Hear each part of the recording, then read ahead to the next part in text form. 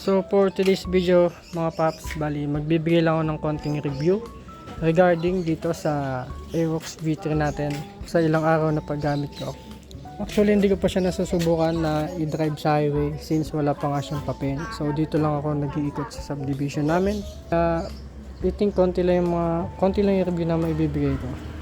Umpisa natin sa kanyang forma or sa kanyang body. Ang para sa akin, napaka-sporty niya tignan and bulky siya dito sa harap.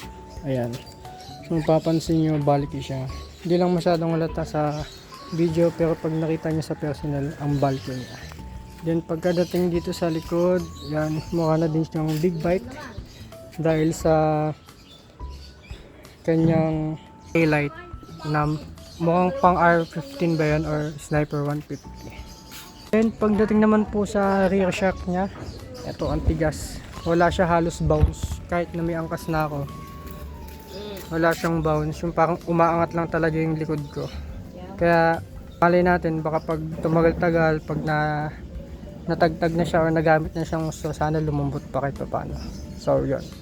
Panel, wala naman ako masyadong comment since parang basic lang din naman kanyang panel. Pero kung kumpara ko sa motor ko dati, mas okay to, digital to eh. Kasi yung sa akin before, naka-analog pa yung RPM niya. Ito full digital na.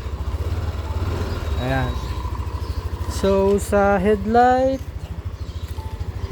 mabangis talaga yung headlight niya. Lalo na pag sa personal mo tinignan. Grabe yan mga paps.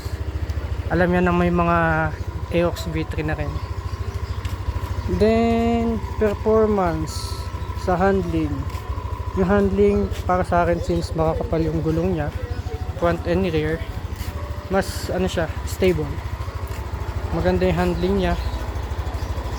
Hindi ka parang nagwiwigil pag lumiliko or yung ginagalaw-galaw may manibela, hindi siya malikot. Signal light sa likod. Ayan. So signal light niya, LED naman na yan. Mas manipis daw to compare sa mga unang version. Sa mga di nakakalam, first time ko lang mag-Aerox. Then jump agad tayo sa V3. Kaya hindi ko siya makukumpara masyado sa version 1 and version 2. Pero yun nga, madami nagsasabi na mas maangas na tignan tong version 2. Pero yung iba naman sinasabi mas pogi pa rin yung version 1, version 2. Iba-iba naman tayo ng ano dyan, ng opinion. Kaya okay lang. So yun lang. Bali, abang na lang kayo sa mga next vlog ko pa about dito sa Aerox natin.